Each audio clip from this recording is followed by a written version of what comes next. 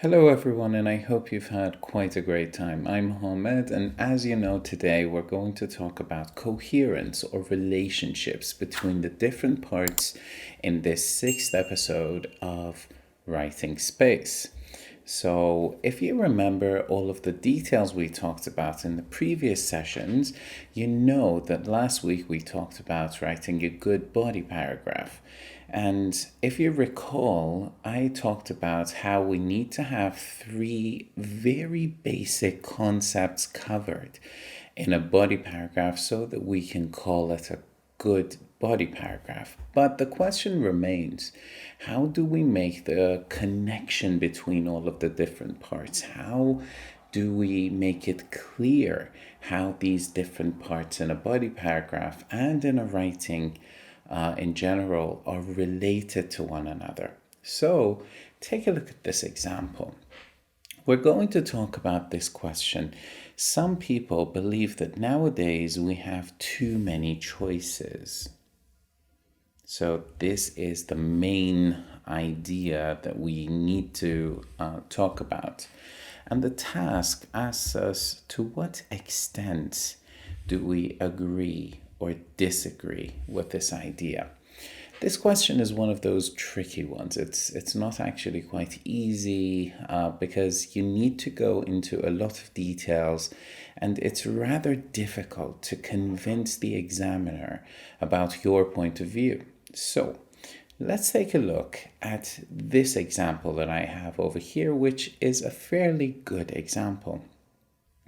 It is common nowadays to hear people decrying the number of choices people have relative to the past and proclaiming the drawbacks of so many easily available options in a variety of areas of life.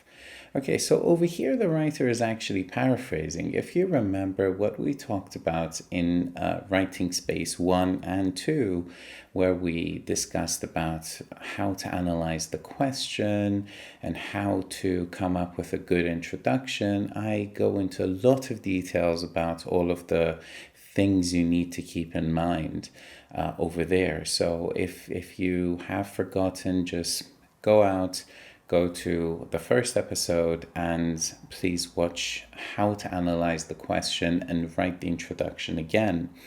This is a good one actually, because the writer not only is giving us a paraphrase of the question, but is also giving us some sort of insight into what he or she exactly wants to do in this particular writing.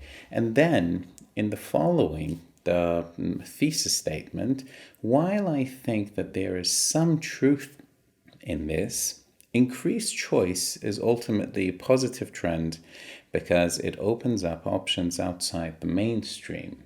Okay, so what is the writer doing over here? The writer is making it clear for us as the readers and the examiner on the IELTS test what he is going to talk about and what his point of view is. Okay, so we see a very clear introduction of the main ideas. Now, to get into what we're going to talk about today, I want to ask you to take a look at these two body paragraphs. I'm going to highlight some of the words, and you guys can think to yourself, why am I highlighting them? So let's take a look. The main reason. Take, for example, this. Not only do people, if, although. The best example, in the past, now, this.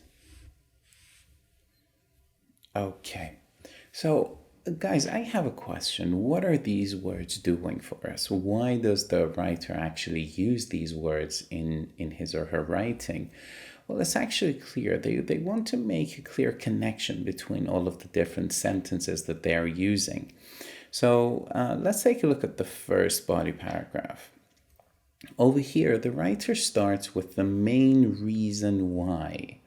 Okay, what does that tell you? It tells you how the writer believes that this reason that he's going to explain in the following sentence is the most important thing that he's going to focus on in this particular writing. As a result, he's making it clear using this word what he believes. Okay, so what do we call this? And the other examples are exactly the same. We call them cohesive devices.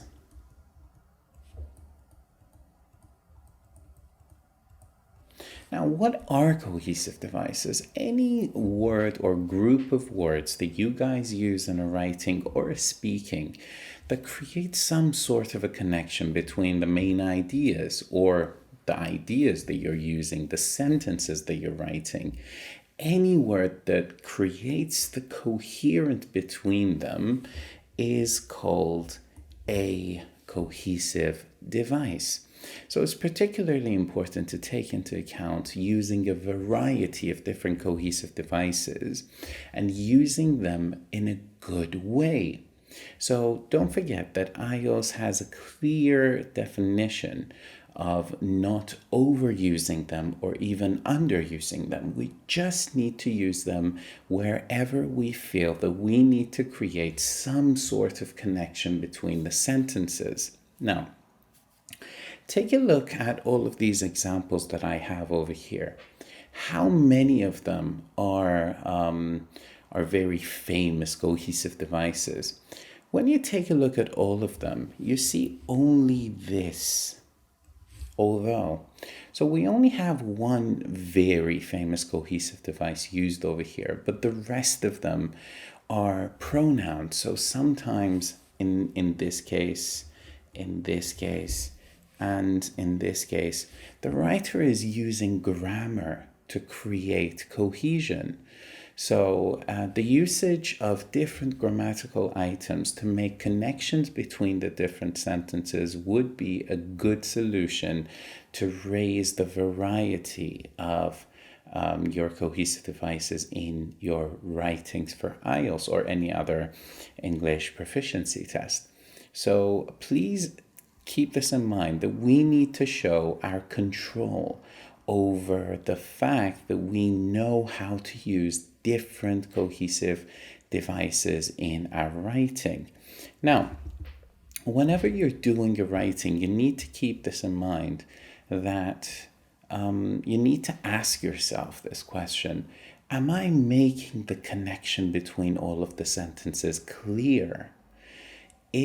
Are my sentences making it clear how I think, and are they actually creating this sort of connection between the different parts? So we just need to think about this very much. Now, at the end of this episode, I want to leave you with one question.